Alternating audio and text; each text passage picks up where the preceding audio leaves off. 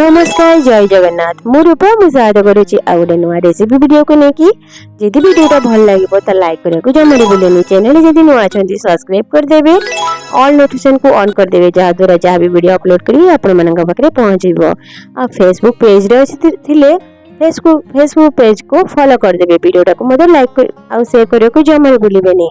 चलतु recipe start करवा। Recipe आज मुझे पनीर पोटल खुरमा बनैली से पोस्त को देखो 15 मिनट आगु पानी भिजई 2 स्पून पोस्त आउ 6 ରୁ 7टा बड़ साइज रो काजू को गोटा काजू को मु पानी रे भिजई देछि। तापर ये टमाटो नहीं 2टा टमाटो और 2टा लंका को प्यूरी कर देबी। देखो गोटे फाइन पेस्ट बनै देबी। एटा और एमिति प्यूरी बनै देले ना ग्रेवीटा बहुत बढ़िया लगे और टमाटोटा भी जल्दी कुक हो जाए। तो से आपण प्यूरी करदेले बहुत बढ़िया हुए।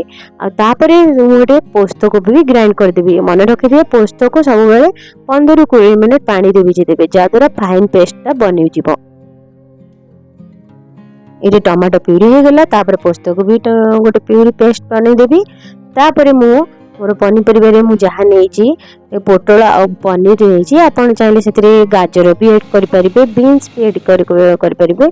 पोस्ट माने एमती खुरमा रे बहुत वेजिटेबल्स ऐड करता मु खाली ये पनीर और पोटल को ही मुझे ऐड करके गोटे खुरमा बनैबी। देखी पारे पनीर 200 ग्राम नहीं पोटल ये नहीं। पोटल को बड़ साइज कट करके पानी रे प्रथम धोईकी टिके ड्राई करदेवी। आपको मु जेहेतु तेल रे छाणीबी तो टिके माने ता आगुरु पनीर ता आगुरु पोटल को धोईकी टिके माने ड्राई करदेले जेतेबेले आमे छाणीबा ना टिके बेटर होता है। माने तेल रे नहले जदि पानी बाजी थाए तेलटा ऊपर को उठी जाए। तो से आगुरु ही आपको पानी रू छाणीकी धोईकी रखीदेवा। आलू को मुझे 2टा आलू नहीं तो आलू रो चोपाटा को छड़ेकी मीडियम साइज कट करके भी धोईकी रखीदेवा। तापर ये पनीर नहीं पनीर ये 200 ग्राम नहीं आप क्वांटिटी अनुसार आप कम बेसी करें।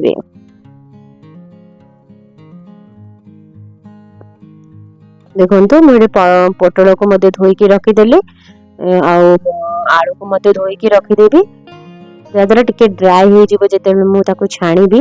आउ देखो पनीर को भी कट कर दूची। पनीर को टिके बेसी सान सान करेंगे मीडियम साइज कट करेंगे जहाद्वारा पनीरटा जिते छाणीबे ना से गड़ी गड़ी हेनी। आईटा गोटे मु टिप्स आपण मानकु कहबी जिते पनीर छाणीबी सेटा आपण यूज करके यदि आप पनीर छाणुंट ताले आपणकर कड़ाई रे बिल्कुल भी पनीर लगे। चलते वीडियो को तो जोड़ी रही वीडियो को स्किप न करके मतलब लास्ट देखो जहाद्वारा टिप्स बहुत गुड़े टिप्स ये मुझे कहबी जहाद्वारा आप व्यवहार करके कुकिंग रे आप ऐड करेंगे। पियाज भी देखो मुझे 2टा बड़ साइज पियाज को कट कर देछि। आप चाहिए यार पेस्ट भी बन पारे। मुझे मत पियाज टे ग्रेवी रे मत भल लगे तो से पियाज प्यूरी बनैली। ये देखो तेल रे मु अल्प टिके ना बेसी तेल नहीं जस्ट 2 to 3 स्पून तेल नहीं अल्प तेल रे मु भाजीबी। एटा आ तेलटा जिते टिके हल्का गरम हो गोटे चुटकी प्राय हलदी पकईदेवे। हलदी पकईदेले आमर जो पनीरटा जो कड़ाई रे लागिबार संभावना तो बिल्कुल लगे बहुत गोल्डन टाइप रो माने छाणी हो जाए। आउ पनीर छाणला बेले याकू यूज करि परिबे। आउ गोटे भी यूज करि परिबे जेते बेले आपण अंडा भी छाणुछंती ए टिप्सटा यूज करिकि कुकिंग करि परिबे। तापर मु पोटल को और आलू को मध्य से तेल रे ही छाणी दूची। बहुत कम तेल यूज करची ना आपण के विश्वास करि परिबे एते कम तेल रे मु छाणी दूची। तो यही एति की कम तेल रे ही मु छाणुची। आ मोर जेते बेले कुकिंग जहाँ भी मोर देखिबे ब्लॉगिंग रे जेते बेले कुक करबी अल्प तेल रे ही मोर जेते बेले कुकिंग मोर आपण देखि परिबे। देखो आलू और पोटल को गोटे साइड रे मु छाणी दूची आ गोटे साइड रे मसला ऐड करूची। अल्प टिके तेल नहीं कि से अल्प टिके गोटा गरम मसला गोटे तेजपत्र अल्प टिके माने गोटे स्पून प्राय जीरा आउ गोटीटा गुजराती गोटे 2टा तेजपत्र किछि गोलमर्च माने 3 ରୁ 4टा गोलमर्च आउ किछि सेतिरे टिके माने गोटा गरम मसला भाजी सारा पर देखो पियाज को ऐड करली। पियाज टिके गोल्डन ब्राउन हो सारा पर अदा रसुण पेस्ट गोटे स्पून ऐड करली। अदा रसुण पेस्ट टिके माने कषि सारा पर टमाटो जो प्यूरी रखी ताको ऐड करदेली। टमाटो रे किछि गुंड मसला मिसेली हल्दी गुंड जीरा गुंड धनिया गुंड और काश्मीरी लंका गुंड आ किछि आपण चाहे पनीर मसला भी मिले तो पनीर मसला भी ऐड करेंगे कि सब्जी मसला कि चिकेन मसला भी ऐड करेंगे। सबुथिरे गोटे गोटे स्पून ऐड करेंगे। स्वाद अनुसार लुण ऐड करेंगे। तापर मसला को भलसे कषिबे।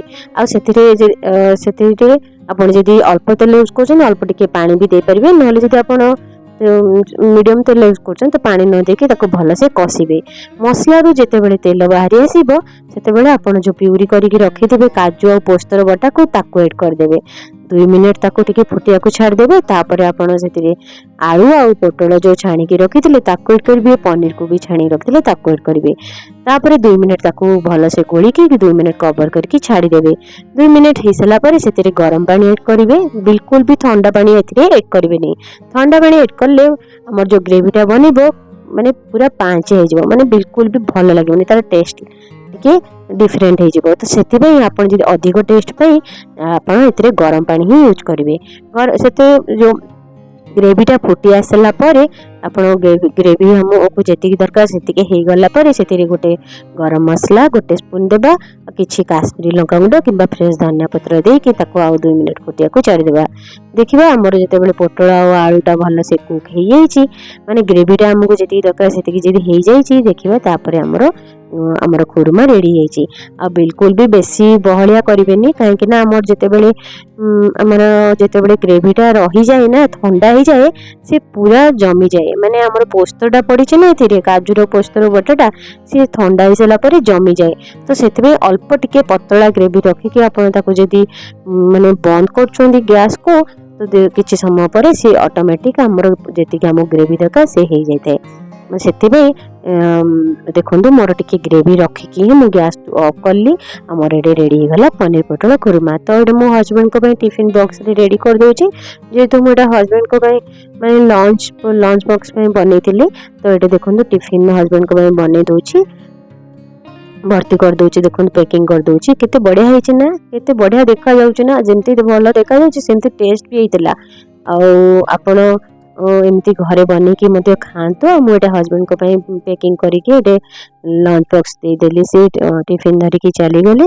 आ मु भी मोर लंच मुझे पोटल पनीर खुरमा खाई बहुत बढ़िया होता सांग मैंने सियोर आपको एमती बनिकी खातु।